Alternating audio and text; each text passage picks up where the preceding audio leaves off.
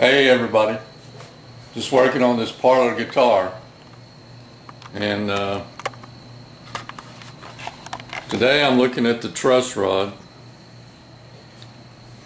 Yesterday I put the laminate on the peg head there. Now this is a Parlor guitar, which means it's a steel string. And I'm looking at the truss rod and done some adjustments here on the back of the top. This is the top of this baby. So anyway,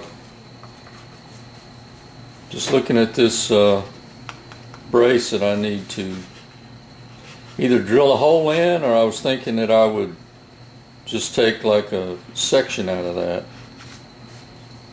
Drilling a hole would, you know, I've seen a lot like that where they drill a hole, but then, you know, it's a little more difficult. You got to thread that hole with your hand and everything, so I don't know. I'm thinking about chiseling it down. The fretboard, I've got to taper it on both sides and then do some inlay on it. I'm going to do an inlay on the top of this puppy. I'm looking at maybe something like this. This is what we've got here is that's upside down. A BG for Britain guitars. There's the label. That's one version of it. I haven't decided yet. I'm going to change that. But basically that's what it looks like. So I've got the sides sitting over here in the mold. The back is right here. It's ready to go. It's all finished up, ready to go.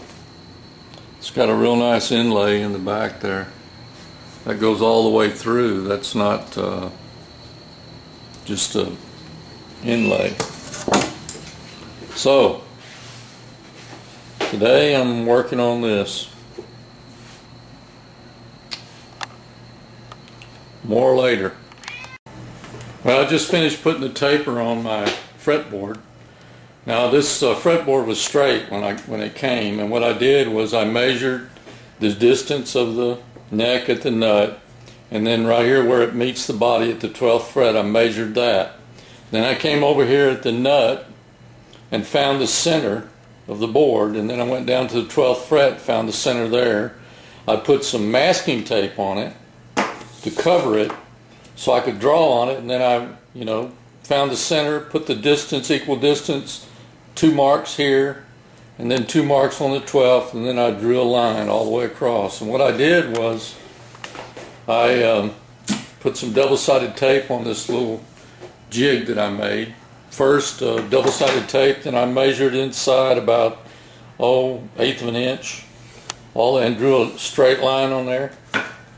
And then I took my first line on this side and lined it up with that line, and then came down here and lined it up with that line there, so it ended up being at an angle, right? But cutting straight.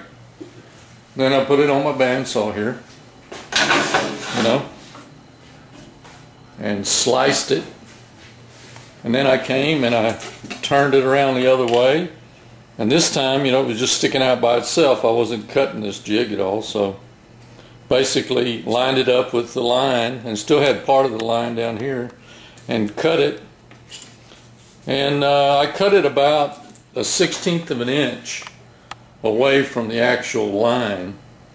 And then I got my shooting board out and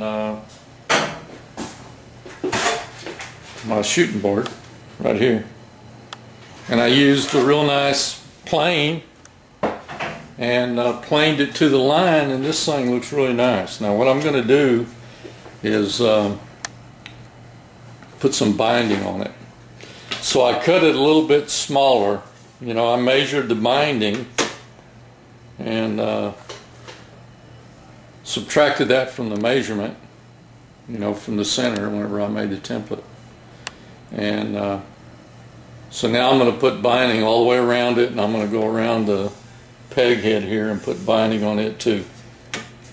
So sorry about the camera going all over the place. Later.